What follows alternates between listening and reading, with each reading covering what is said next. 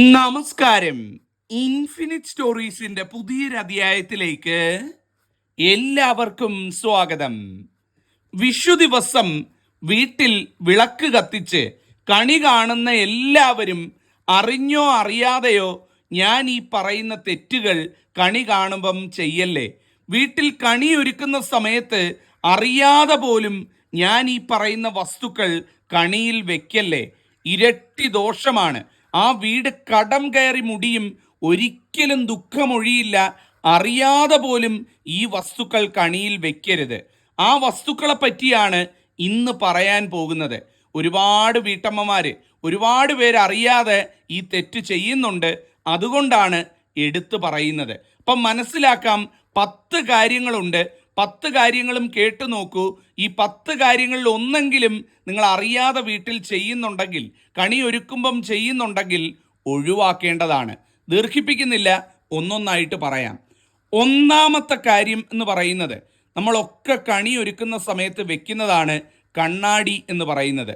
പണ്ടൊക്കെ അത് വാൽക്കണ്ണാടി വെക്കുമായിരുന്നു, അല്ലെ വട്ടക്കണ്ണാടി വെക്കും, അല്ലെങ്കിൽ പലതരത്തിലുള്ള കണ്ണാടികൾ. ഒരു കണ്ണാടി നമ്മൾ എപ്പോഴും കണി ഒരുക്കുമ്പം വെക്കാറുണ്ട്. പക്ഷേ ഈ വെക്കുന്ന കണ്ണാടി ഒരിക്കലും പുള്ളിക്കുത്തു വീണതോ മങ്ങിയതോ വക്ക് പൊട്ടിയതോ ആകാൻ പാടില്ല എന്നുള്ളതാണ്. ഇരട്ടി ദോഷമാണെന്നാണ് പറയുന്നത്. നമ്മൾ അതാണ് പോയി കണി കാണുന്നത് എന്നുണ്ടെങ്കിൽ ഒരു രീതിയിലും ഗതി പിടിക്കത്തില്ല.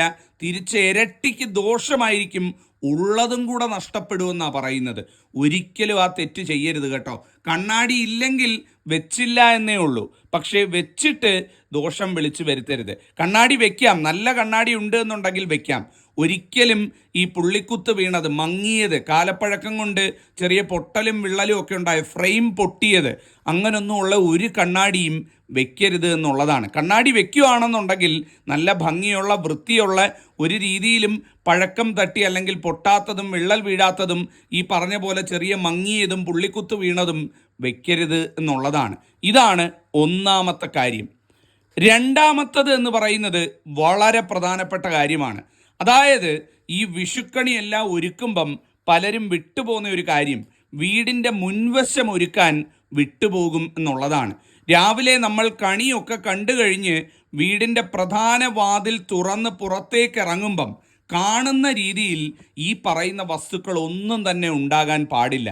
ഒന്നാമത്തേതെന്ന് പറയുന്ന വിറക് കൊള്ളിയാണ്. മഹാദോഷമായിട്ടുള്ള കാര്യമാണ്. വിറക് കൊള്ളി വീടിൻ്റെ മുൻവശത്ത് വരരുത്. കുട്ടികളൊക്കെയുള്ള വീടാണെങ്കിൽ ചിലപ്പോൾ അറിയാതൊക്കെ കളിച്ചുകൊണ്ടിരിക്കുമ്പോഴൊക്കെ കൊണ്ടുവന്നിടും. വിറക് കൊള്ളി, പൊട്ടിയ ചെടിച്ചട്ടി, കാലിപ്പാത്രം, ഇതൊക്കെ ശ്രദ്ധിക്കണം കേട്ടോ. വീടിൻ്റെ മുൻവശത്ത് ഈ വസ്തുക്കളൊന്നും വെക്കരുത്. നിങ്ങൾ രാവിലെ കണിയൊക്കെ കണ്ടിട്ട് ആ വീടിൻ്റെ തിരുമുമ്പ് തുറന്നിറങ്ങുമ്പം കാണുന്നത് വിറക് കൊള്ളിയാണ് ശകുനം, പൊട്ടിയ ചെടിച്ചട്ടിയാണ് ശകുനം, കാലിപ്പാത്രമാണ്. പാലൊക്കെ വാങ്ങിക്കുന്നവരുണ്ടെങ്കിൽ ചിലപ്പോൾ കാലിപ്പാത്രമൊക്കെ രാവിലെ കതവ് തുറന്നിറങ്ങുമ്പം മുൻവശത്തിരിക്കും. വലിയ ദോഷമാകട്ടോ. ഒരിക്കലും അറിഞ്ഞിരുന്നുകൊണ്ട് ഈ തെറ്റ് ചെയ്യരുത്. ആ കണി കണ്ടതിൻ്റെ ഫലം കൂടെ പോകുമെന്നാണ് പറയുന്നത്. ഇതാണ് രണ്ടാമത്തെ കാര്യം. മൂന്നാമത്തത് വളരെ പ്രധാനപ്പെട്ട കാര്യമാണ്. നമ്മളെല്ലാവരും കണി ഒരുക്കുമ്പോൾ ഏറ്റവും കൂടുതൽ വെക്കുന്നത് പഴവർഗ്ഗങ്ങളാണ്, അല്ലേ? പഴവും മറ്റ് ഫലഭൂയിഷ്ടമായിട്ടുള്ള ഫലവർഗ്ഗങ്ങളും, അതായത് ഓറഞ്ച്, ആപ്പിൾ, മുന്തിരി, ഇങ്ങനെ പല സാധനങ്ങൾ നമ്മൾ വെക്കാറുണ്ട്.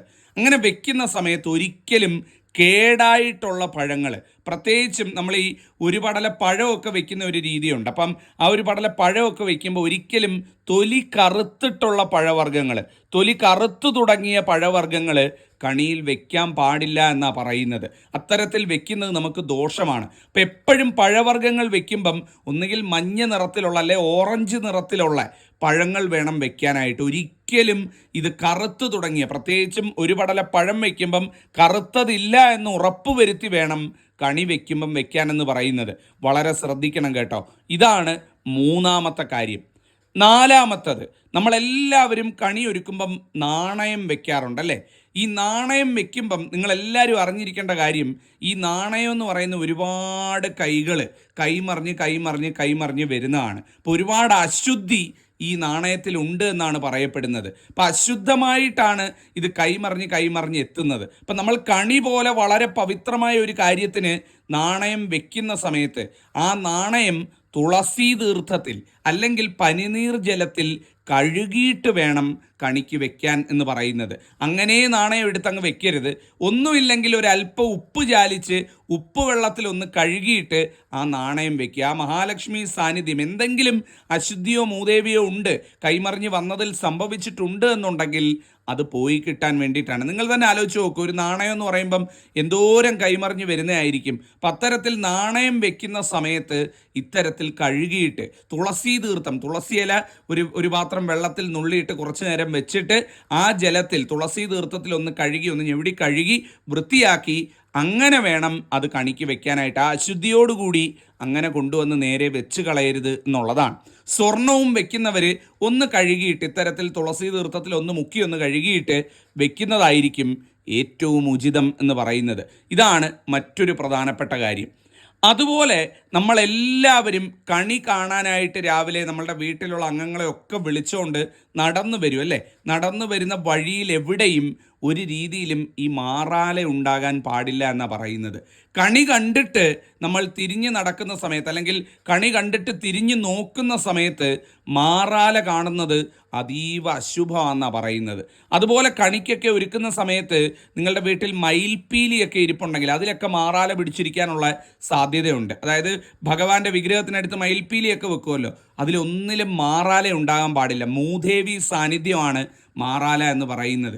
മാറാല അവിടെ ഉണ്ട് എന്നുണ്ടെങ്കിൽ മഹാലക്ഷ്മി വരില്ല, മഹാലക്ഷ്മി പ്രീതി കിട്ടില്ല. നിങ്ങൾ ഇത്രയും വലിയ കണിയൊക്കെ ഒരുക്കി കണ്ടിട്ട് തിരിഞ്ഞ് ബെഡ്റൂമിലോട്ട് നടക്കുന്ന സമയത്ത്, അല്ലെങ്കിൽ പുറത്തോട്ടിറങ്ങാനായിട്ട് നടക്കുന്ന സമയത്ത് വഴിയിൽ കാണുന്നത് മാറാലയാണ് എന്നുണ്ടെങ്കിൽ ആ കണി കണ്ടതിൻ്റെ ഫലം അടക്കം പോകുമെന്നാണ് പറയുന്നത്. ഒരിക്കലും മാറാല ഈ കണി കാണുന്നിടത്തോ അല്ലെ കണി കണ്ട് മടങ്ങുന്ന വഴിയിലോ ഉണ്ടാകാൻ പാടില്ല. അപ്പോൾ രാത്രി കണി ഒരുക്കുമ്പം ആ ഒരു കാര്യവും കൂടെ നോക്കുക. അവിടെ എവിടെങ്കിലും പോകുന്ന വഴിയിലോ എവിടെങ്കിലും മുകളിലായിട്ട് മാറാല ഉണ്ടോ എന്നുള്ള കാര്യം കൂടെ ഒന്ന് ഉറപ്പ് വരുത്തുക. അതുകൊണ്ടാണ് നേരത്തെ വിഷുവിന് മുമ്പേ തന്നെ ഇത് എടുത്തു പറഞ്ഞത്.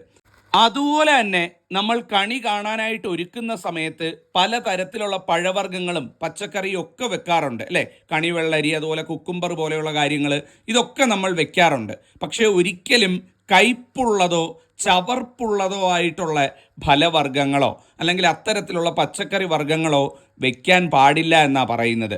പ്രത്യേകിച്ചും പാവയ്ക്ക, കോവയ്ക്കായ, സവാള ഇങ്ങനെയുള്ള വസ്തുക്കളൊന്നും കണി കാണുന്നതിൽ വെക്കാൻ പാടില്ല.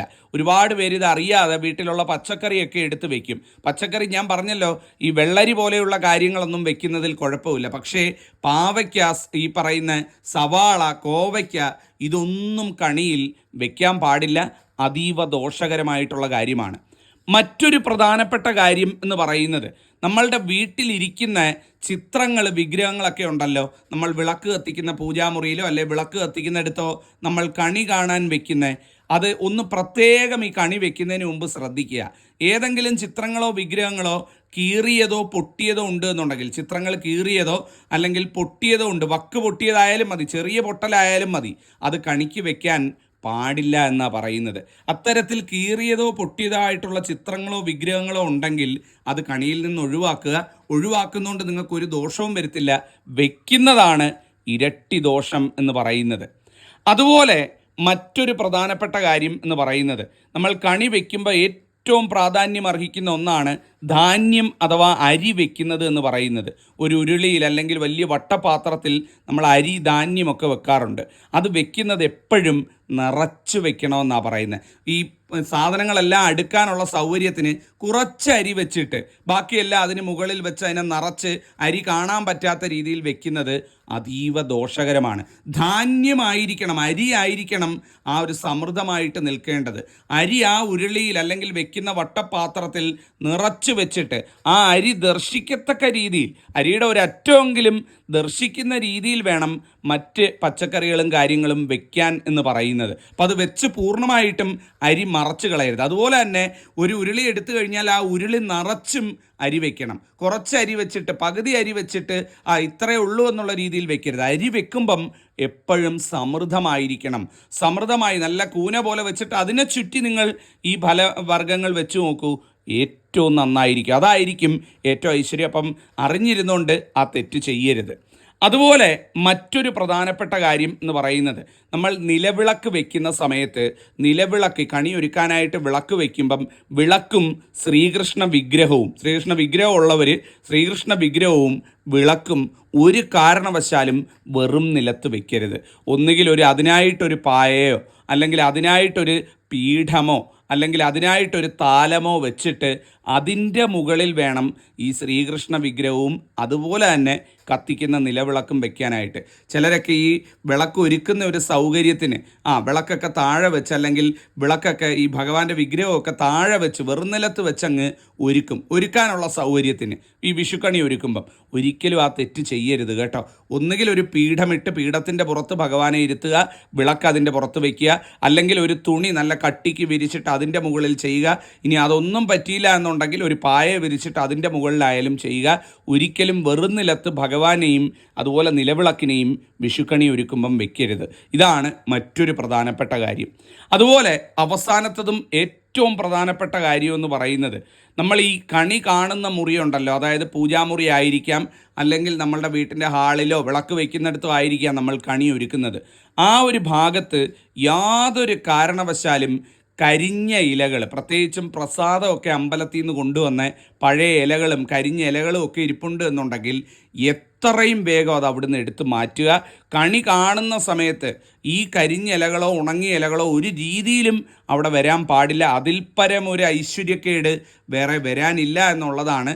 കഴിയുന്നതും നല്ല മഞ്ഞ നിറത്തിലുള്ള, അത് കണിക്കൊന്ന തന്നെ ആവണമെന്നില്ല, നല്ല മഞ്ഞ നിറത്തിലുള്ള പൂക്കൾ കൊണ്ട് അലങ്കരിച്ച് കാണുന്നിടം ഏറ്റവും ബ്രൈറ്റായിട്ട് നിർത്തുക. കരിഞ്ഞ ഇലകൾ, പൂക്കൾ, ഉണങ്ങിയ പൂക്കൾ, പ്രസാദത്തിൻ്റെ ഇലകൾ ഇതൊന്നും പൂജാമുറിയിലോ അല്ലെങ്കിൽ ആ വിളക്ക് വെറ്റിക്കുന്നിടത്തോ വെച്ചേക്കാൻ പാടില്ല. ഇനി ഏത് അമ്പലത്തിൽ നിന്ന് കൊണ്ടുവന്നതാന്ന് പറഞ്ഞാലും കരിഞ്ഞുണങ്ങിയിരിക്കുകയാണോ അതവിടെ വെച്ചേക്കരുത്. പഴയ ചാർത്തിയ മാലകൾ, കരിഞ്ഞു തുടങ്ങിയ മാലകൾ ഇതെല്ലാം ഉണ്ടെന്നുണ്ടെങ്കിൽ എടുത്തു മാറ്റുക. അതിൽ പരം ഒരു ദോഷം വേറെ വരാനില്ല എന്നുള്ളതാണ്. അപ്പോൾ ഇതാണ് പറയാൻ ഉദ്ദേശിച്ച 10ാമത്തെ കാര്യം എന്ന് പറഞ്ഞത്. അപ്പോൾ ഞാൻ 10 കാര്യങ്ങൾ പറഞ്ഞു. നിങ്ങളുടെ വീട്ടിൽ ഇതൊന്ന് ശ്രദ്ധിക്കുക. അറിഞ്ഞോ അറിയാതെ ഈ തെറ്റുകൾ ചെയ്യരുത്. ജഗദീശ്വരൻ എല്ലാവരെയും അനുഗ്രഹിക്കട്ടെ. ഈ വിഷു എല്ലാവർക്കും എല്ലാ സൗഭാഗ്യവും കൊണ്ടുതരട്ടെ. നിങ്ങൾക്കും കുഞ്ഞുങ്ങൾക്കും കുടുംബത്തിനും എൻ്റെ വിഷു ആശംസകൾ. നന്ദി, നമസ്കാരം.